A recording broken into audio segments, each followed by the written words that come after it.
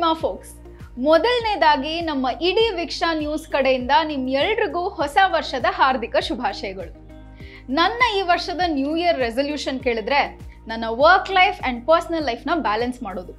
ನಿಮ್ಮ new year ರೆಸಲ್ಯೂಷನ್ನ ನಮ್ಮ comment ಸೆಕ್ಷನಲ್ಲಿ ತಿಳಿಸಿ. ಸೊ ಈಗ ವಿಷಯಕ್ಕೆ ಬರೋಣ.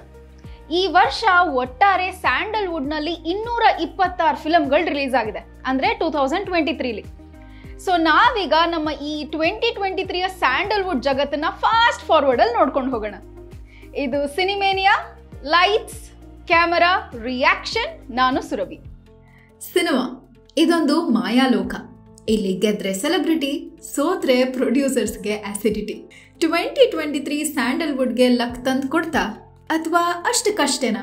ಯಾವ್ಯಾವ ಸಿನಿಮಾಗಳು ಬಾಕ್ಸ್ ಆಫೀಸ್ನಲ್ಲಿ ಧೂಳೆಪ್ಸಿದ್ದು, ಯಾವ್ಯಾವ ಸಿನಿಮಾಗಳು ಬಂದ ದಾರಿಗೆ ಸುಂಕ ಇಲ್ಲ ಅಂತ ಹೇಳಿ ಕಣ್ಮರೆಯಾದದ್ದು, ಈ ಎಲ್ಲ ಮಾಹಿತಿಗಳನ್ನ ಕೊಡ್ತಾ ಹೋಗ್ತೀವಿ. ಆದರೆ ಅದಕ್ಕೂ ಮುನ್ನ ನೀವಿನ್ನು ನಮ್ಮ ವೀಕ್ಷಾ ನ್ಯೂಸ್ನ ಸಬ್ಸ್ಕ್ರೈಬ್ ಮಾಡಿಲ್ಲ ಅಂದರೆ ಕೂಡಲೇ ಮಾಡಿ.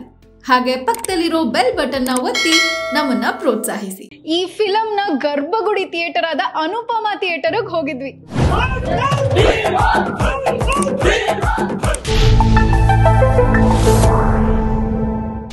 2023 ಸ್ಯಾಂಡಲ್ವುಡ್ಗೆ ಭರ್ಜರಿ ಆರಂಭ ಕೊಟ್ಟಿದ್ದೆ ಡಿ ಬಾಸ್ ಅಭಿನಯದ ಕ್ರಾಂತಿ ಸಿನಿಮಾ.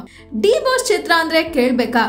ರಿಲೀಸ್ಗೂ ಮುನ್ನವೇ ಬ್ಲಾಕ್ ಬಾಸ್ಟರ್ ಅನ್ನೋ ಟಾಕ್ ಶುರುವಾಗ್ಬಿಡುತ್ತೆ. ಕ್ರಾಂತಿ ಎಕ್ಸ್ಪೆಕ್ಟೇಷನ್ ಮಾಡಿದಷ್ಟು ರೀಚ್ ಆಗದೆ ಹೋದ್ರೂ ಅವರ ಅಭಿಮಾನಿಗಳಿಗೆ ನಿರಾಸೆ ಮಾಡಲೇ ಇಲ್ಲ. ಇದಾದ್ಮೇಲೆ ಒಂದರ ಮೇಲೊಂದು ಸಿನಿಮಾಗಳು ರಿಲೀಸ್ ಆಗ್ತಾನೆ ಹೋಯ್ತು. ನನ್ನ ಕಾಯೋಕೆ ಒಂದು ಸೈನ್ಯನೇ ಇದೆ. ಇದರಲ್ಲಿ ಶ್ರೀನಗರ ಕಿಟಿ ಅಭಿನಯದ ಗೌಳಿ, ಪ್ರಿಯಾಂಕಾ ಉಪೇಂದ್ರ ಅಭಿನಯದ ಮಿಸ್ ನಂದಿನಿ, ಹೊಸ ಹುಡುಗರ orchestra Mysuru, Balaji photo studio, ನಟ ಭಯಂಕರ, ಡಾರ್ಲಿಂಗ್ ಕೃಷ್ಣ ಅಭಿನಯದ ಲವ್ ಬರ್ಡ್ಸ್ ಹಾಗೂ ಉಪೇಂದ್ರ ಅಭಿನಯದ ಕಬ್ಜಾ ಚಿತ್ರಗಳು ತೆರೆಗೆ ಬಂದ್ವು. ಆದ್ರೆ ಹೇಳ್ಕೊಳ್ಳುವಂತ ಹಿಟ್ಗಳು ಈ ಸಿನಿಮಾಗಳಿಗೆ ಸಿಗ್ಲೇ ಇಲ್ಲ.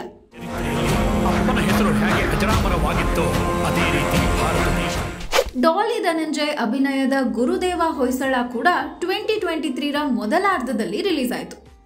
ಸಿನಿಮಾ ಬಗ್ಗೆ ಒಳ್ಳೆ ಟಾಕ್ ಬಂದ್ರೂ ಕೂಡ ಥಿಯೇಟರ್ನಲ್ಲಿ ಟೇಕ್ ಆಫ್ ಆಗಲೇ ಇಲ್ಲ.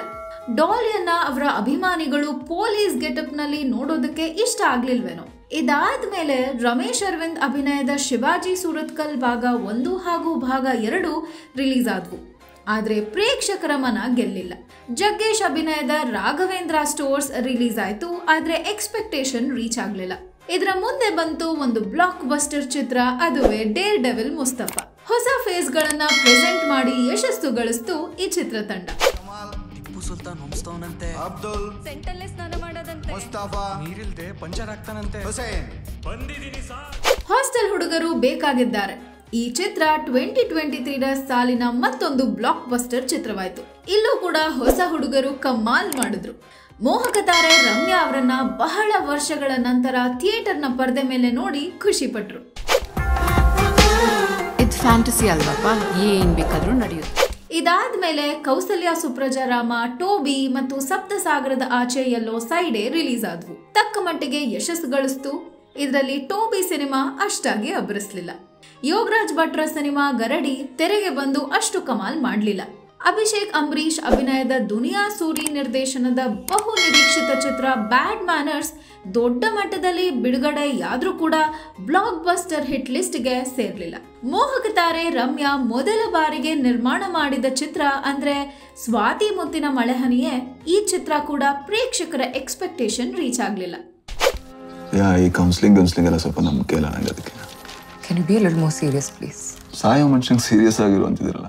ಮಾಸ್ ಎಲಿಮೆಂಟ್ ಇಟ್ಕೊಂಡು ಬಂದ ಕೈವಾ ಕೆಲವು ವರ್ಗಕ್ಕೆ ಹಿಡಿಸಿದ್ರಿಂದ ತಕ್ಕ ಮಟ್ಟಿಗೆ ಯಶಸ್ಸು ಗಳಿಸ್ತು.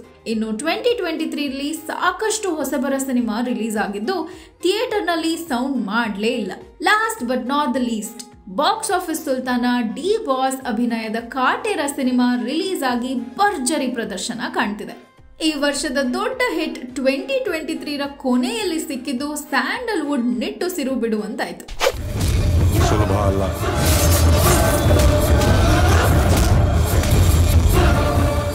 ಈಗಾಗಲೇ ಕಿಚ್ಚ ಸುದೀಪ್ ಅಭಿನಯದ ಮ್ಯಾಕ್ಸ್ ಚಿತ್ರ ಚಿತ್ರೀಕರಣ ನಡೀತಿದೆ. ರಿಷಬ್ ಶೆಟ್ಟಿ ನಿರ್ದೇಶನದ ಕಾಂತಾರ ಚಾಪ್ಟರ್ 1 ರೆಡಿ ಆಗ್ತಿದೆ. ರಾಕಿಂಗ್ ಸ್ಟಾರ್ ಯಶ್ ಅಭಿನಯದ ಟಾಕ್ಸಿಕ್ ಸಿನಿಮಾ 2025 ಏಪ್ರಿಲ್ ನಲ್ಲಿ ಅನ್ನೋದು ಕನ್ಫರ್ಮ್ ಆಗಿದೆ. ಇನ್ನು ಅವಾರ್ಡ್ಸ್ ಬಗ್ಗೆ ಹೇಳಬೇಕು ಅಂದ್ರೆ best actor of 2023 in Sandalwood rocking star ಯಶ್ಗೆ ಫಾರ್ KGFಗೆ ಸಿಕ್ಕಿದೆ. ಅಂಡ್ ಅದೇ ಫಿಲ್ಮ್ ಅಲ್ಲಿ ನಟಿಸಿದ ಶ್ರೀನಿಧಿ ಶೆಟ್ಟಿಗೆ ಬೆಸ್ಟ್ ಆಕ್ಟ್ರೆಸ್ ಅವಾರ್ಡ್ ಕೂಡ ಸಿಕ್ತು. ಕ್ರಿಟಿಕ್ಸ್ ಚಾಯ್ಸ್ ಅಲ್ಲಿ best actress Saptami Gowda for ಕಾಂತಾರಗೆ ಸಿಕ್ಕಿದೆ. ಅಂಡ್ ನಮ್ ಎಲ್ಲರಿಗೂ ಹೆಮ್ಮೆಯಾದಂತಹ ವಿಷಯ ಅಂದ್ರೆ 2023 ನಡೆದ 69th ನ್ಯಾಷನಲ್ ಅವಾರ್ಡ್ಸ್ ಅಲ್ಲಿ 777 ಚಾರ್ಲಿಗೆ best movie in Kannada award ಕೂಡ ಸಿಕ್ಕಿದೆ. ಇದೇ ರೀತಿ ಹೊಸ ವರ್ಷದಲ್ಲಿ ಇನ್ನೂ ನಮ್ಮ ಸ್ಯಾಂಡಲ್ವುಡ್ ಬೆಳೀಲಿ ಅಂತ ಆಶಿಸೋಣ.